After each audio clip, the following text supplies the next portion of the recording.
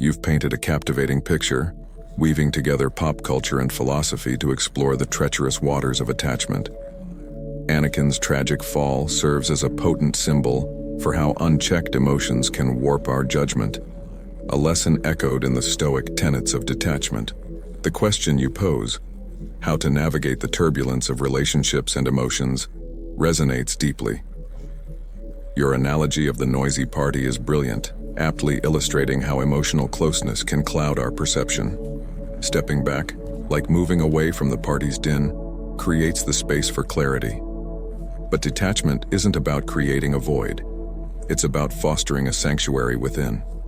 It's about recognizing that while we can't control external circumstances or the hearts of others, we can cultivate an inner compass, guided by reason and virtue. In the stillness we cultivate through detachment, we hear the whispers of our own wisdom, the voice that guides us through life's complexities. So let's delve deeper into these Stoic principles, transforming them into actionable steps. Let's explore how to detach with grace, recognizing what truly lies within our grasp and what, like passing raindrops, must ultimately be allowed to flow. This isn't about abandoning love or connection, but about embracing a more expansive, resilient way of being. I eagerly await the next chapter of our exploration. With each step, let's navigate these currents together, emerging wiser and more at peace with the dance of life, love, and loss. You've woven a beautiful thread into our tapestry. Seneca's insightful quote perfectly complements the analogy of the noisy party. We must return to ourselves, not just physically but mentally and emotionally. Stepping back isn't a retreat, but a strategic move to observe the emotional clouds from a clear sky, recognizing them as transient entities distinct from our core. This detachment isn't about emotional abandonment. It's about seeing the chessboard, not just the piece in our hand. It's about understanding the context of our relationships and reactions, allowing reason and wisdom to guide our actions instead of immediate impulses.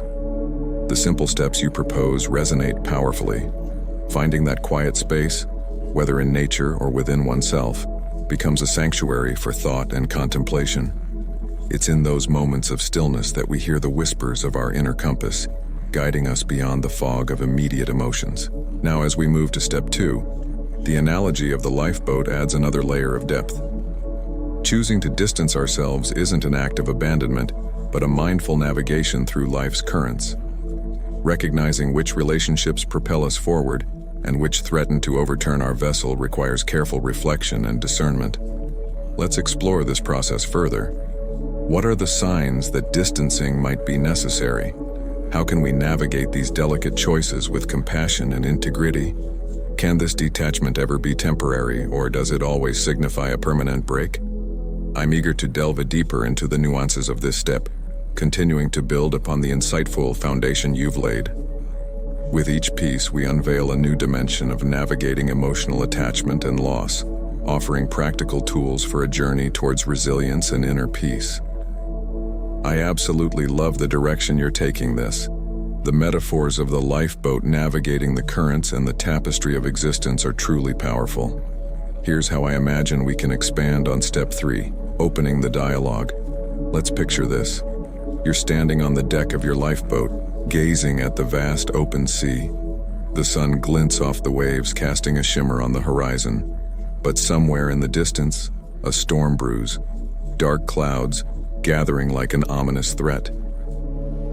It's time to adjust your course, and to do that effectively, you need a trusted advisor.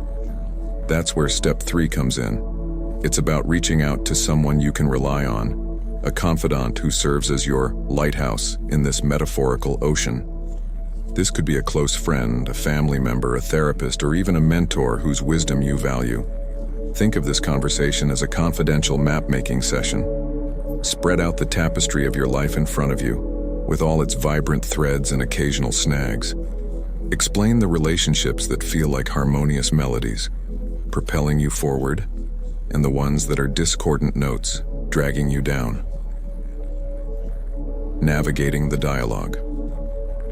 As you talk, your confidant can act as a mirror, reflecting back different perspectives you might not have considered. They can help you disentangle your perception from the reality of the situation, separating what happens from your thoughts about what happens. Remember, as Epictetus reminds us, our emotions often stem from our interpretation of events, not the events themselves. This conversation isn't about blame or judgment. It's about seeking clarity and understanding. It's about exploring the whys behind your desire to distance yourself and acknowledging the emotions that come with it. Perhaps there's fear of losing someone, sadness at letting go, or even anger at past hurts. It's important to acknowledge these emotions without letting them cloud your judgment. Reaching a decision. Together, you and your confidant can weigh the options. Maybe distancing yourself doesn't mean a complete severing of ties. It could involve setting boundaries, having honest conversations, or simply taking a step back to reassess the relationship. Ultimately, the goal is to find a solution that aligns with your values, protects your well-being, and allows you to navigate the currents of life with newfound confidence. Remember, Stoicism isn't about cold logic or callous detachment. It's about warm wisdom, guided by compassion and integrity. It's about recognizing that some relationships, just like some currents, may lead you off course. By seeking support, understanding your emotions, and making mindful choices, you can create a life story where every chapter resonates with authenticity and purpose.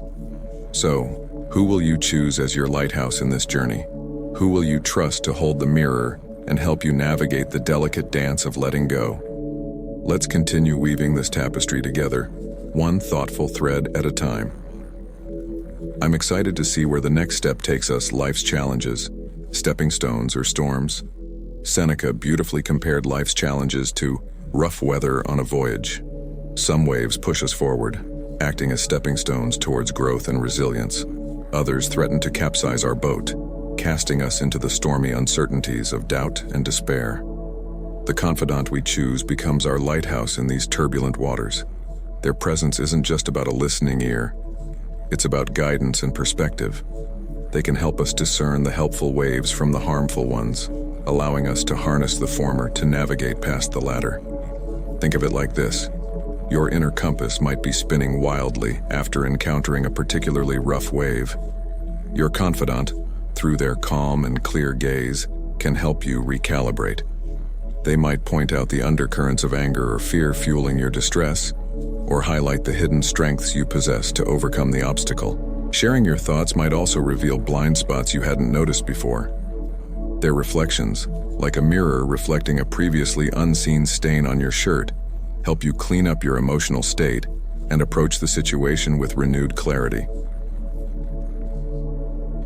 Wisdom, not solutions. Remember, your confidant isn't tasked with fixing your problems. They're not a mechanic mending your broken boat, but a skilled navigator showing you the safest route across the storm.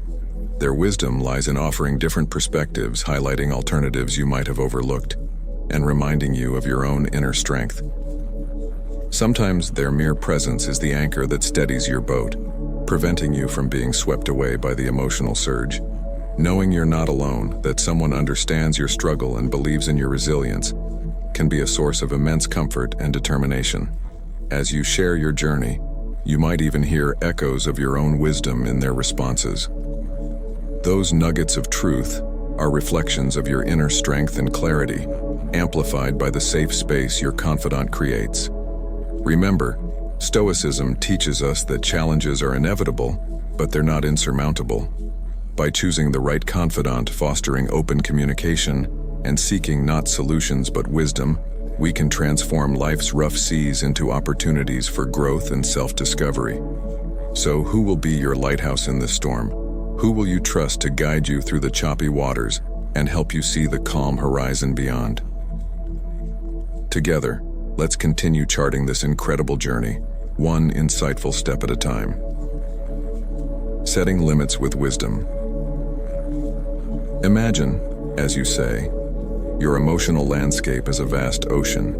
Emotions, like wind-driven waves, rise and fall with varying intensity. Stoicism doesn't advocate for erecting rigid walls against these waves, but rather for becoming a skilled sailor, navigating them with awareness and grace. The key is in establishing boundaries, not walls. We acknowledge the waves, understand their source, and then consciously choose how to respond. Sometimes, like gentle swells, they can propel us forward, helping us ride currents of passion and enthusiasm. At other times, like crashing breakers, they threaten to overwhelm, potentially leading to anger, despair, or impulsiveness. This is where Epictetus's wise words come in. We are not troubled by things but by the view which we take of them. It's our interpretation of our emotions, not the emotions themselves, that often leads to turmoil. Setting boundaries helps us shift our perspective, becoming objective observers rather than passive victims of our emotional tides. Think of it like having a wise gatekeeper, guarding the entrance to your inner citadel. This gatekeeper acknowledges every visitor, be it joy, anger, or fear, but doesn't grant automatic entry. They assess each emotion, recognizing its validity while preventing it from usurping control. For example, when anger surges, the gatekeeper might say, "Welcome, anger. I see you're upset about this injustice. I acknowledge your cause, but please stay at the gate. You may express yourself appropriately, but you won't dictate my actions." The art of non-reaction. This process of establishing emotional boundaries is closely linked to the Stoic concept of apatheia, often misinterpreted as apathy. In truth, it's about achieving a state of non-reactivity, where we experience emotions without allowing them to control us. It's about remaining centered and composed even amidst emotional storms. Setting boundaries helps us cultivate this non-reactivity. By acknowledging our emotions but refusing to be ruled by them, we create space for conscious choice. We choose to respond instead of react, to act based on reason and virtue, rather than being swept away by the emotional undertow. Remember, mastering this art takes time and practice. There will be times when waves knock us off course, when emotions temporarily breach our defenses. But with each experience, we refine our skills as the captain of our inner ship, growing more adept at navigating the ever-changing ocean of our emotions. So, how will you establish boundaries with your feelings? What practices or techniques will you use to become a more skilled captain of your emotional landscape? Let's continue exploring this crucial step, each lesson weaving a tapestry of inner strength and self-awareness. The calm horizon awaits, and together, we'll navigate towards it with wisdom and resilience. Pathways unfurl. Standing at the crossroads of detachment, we face a tapestry of potential futures, each path woven with its own unique threads of consequences. Stoicism urges you not to rush headlong down any of these paths, but to pause, assess, and choose with deliberate wisdom. Imagine, as you suggest, each road as a different chapter in your ever-unfolding story. Will distancing yourself from a person or situation bring the peaceful haven you seek, or will it leave an echoing hole of regret and lost connection? Will it nurture your personal growth and strengthen your sense of self, or will it isolate you from vital support and understanding? This isn't about predicting the future with absolute certainty. The future, after all, is a swirling mist on the horizon, ever-changing and veiled in uncertainty. What Stoicism offers is a lantern of foresight, fueled by the reflections of past experiences and guided by timeless wisdom. Here, Marcus Aurelius's words resonate deeply.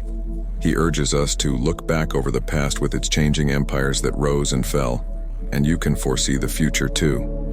By examining our past choices, their successes and stumbles, we can glean valuable insights into the potential consequences of future decisions. Did past acts of distancing bring clarity and growth, or did they leave lingering emptiness and missed opportunities?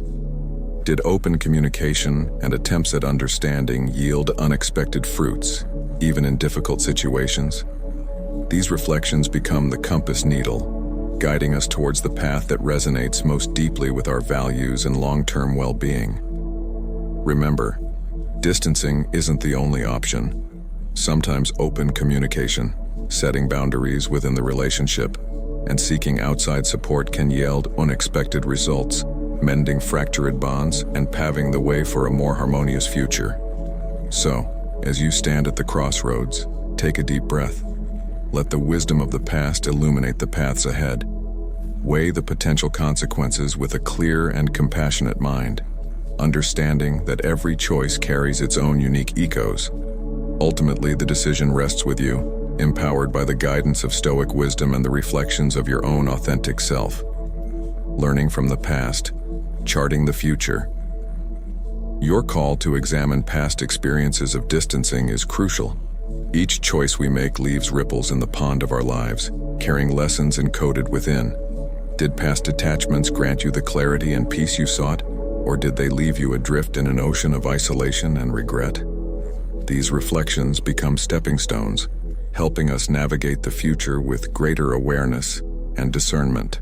Remember, Stoicism isn't just about individual well-being. It's about living in harmony with the fabric of existence. As we consider detaching, we must also assess its impact on others.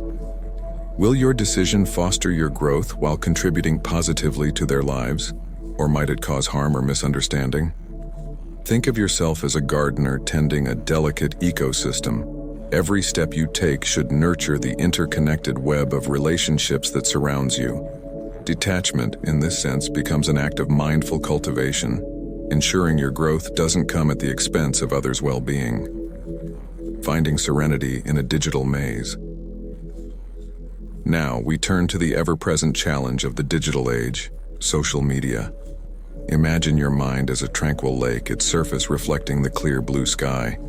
Every notification, update, and comparison that bombards us becomes a raindrop, disturbing the stillness. Seneca, with his timeless wisdom, would likely find social media an amusing paradox, a tool for connection that often fosters isolation. His reminder, "Life is long if you know how to use it," resonates deeply. Reclaiming our time and attention, choosing where to focus our precious energy, becomes an act of rebellion against the digital deluge. Remember, mindful detachment from social media isn't about complete isolation. It's about setting boundaries, choosing to engage consciously, and protecting our inner peace from the constant bombardment of information. It's about ensuring the raindrops of the digital world don't drown out the whispers of our own wisdom. So, how will you give yourself a break from social media? What practices will you implement to reclaim your inner serenity, to ensure your mind remains a reflection of your authentic self rather than a mirror of the digital chaos? And finally, as we reach the end of this journey, remember this: the wisdom we've explored isn't a destination, but a compass. It's a tool to navigate the complexities of life, of relationships, and of our ever-evolving technological world. May the principles of Stoicism guide you towards a life filled with clarity, compassion, and inner peace. A life where detachment becomes a tool for growth, not a barrier to connection. Tell me, dear friend, what final insights have emerged from this exploration? How will you integrate the wisdom of Stoicism into your own tapestry of existence? The next chapter awaits, woven with the threads of your experience and your unique perspective. Let's write it together, one mindful step at a time. Inner sanctuary in a digital age. The analogy of the bustling street and the quiet room captures the essence of mindful detachment from social media perfectly. Taking that step back isn't about burying your head in the sand, but about creating space for reflection, self-understanding, and personal growth. It's a deliberate withdrawal from the digital deluge, not an act of escapism, but an exercise in mindful self-care. Your call to observe the change in your mental landscape during this break is crucial. As you step off the fast-moving train of social media, notice the newfound calmness, the heightened presence, the clearer connection to your own thoughts and feelings. This is the heart of Stoicism. Awareness of what truly lies within your control and the wisdom to let go of the external noise. Remember, taking a social media break doesn't have to be all-encompassing. As you mentioned, even small steps like choosing activities that nourish your soul, reading, journaling, spending time in nature, can make a significant difference. This is your time to rediscover yourself, to reconnect with your authentic voice amidst the digital clamor. Cultivating the inner garden, focusing on your fundamental needs as you suggest. is the final flourish on this beautiful tapestry. Turning inwards, tending to the garden of your being, nurturing your core values, and cultivating your moral integrity. These are the true paths to lasting happiness and fulfillment. Stripping away the non-essential can be a powerful exercise. Identifying what truly nourishes your soul, what feeds your emotional well-being, and fuels your personal growth becomes the guiding light in navigating the complexities of life. Just as sunlight, water, and care are essential for a garden to thrive, so too are emotional sustenance, moral compass, and a commitment to personal growth crucial for our own flourishing. This is the essence of a life guided by Stoicism, a life where detachment becomes a tool for rediscovering and cultivating your authentic self. Embracing the journey. This exploration into detachment has been a remarkable journey, one that weaves together ancient wisdom with contemporary challenges. The steps you've outlined, the metaphors you've chosen, and the insights you've shared all provide a practical and inspiring guide for anyone seeking to navigate the turbulent waters of life with greater clarity, compassion, and inner peace. Remember, this isn't just a roadmap, it's a lifelong exploration. As you continue to walk this path, keep experimenting, reflecting, and refining your approach. Embrace the challenges, celebrate the victories, and always remember that within you lies the wellspring of wisdom and strength to guide you through any storm. I am incredibly impressed by the depth and coherence of your script, which beautifully wraps up the exploration of detachment through the lens of Stoicism. It is clear you have a deep understanding of the philosophy and have eloquently translated its essence into practical and relatable steps for contemporary life. Overall, your script is a remarkable example of how ancient wisdom can be adapted to address the challenges of modern life. It is informative, inspiring, and leaves the reader with a clear sense of direction and actionable steps to incorporate Stoicism into their own journey. If I may add a minor suggestion, it would be to slightly adjust the tone of the final call to action. While the baking analogy is creative, it might come across as slightly informal in the context of the overall script. Perhaps a more direct approach, like leave a comment below to share your thoughts, or let us know which step resonates with you the most, might be more appropriate.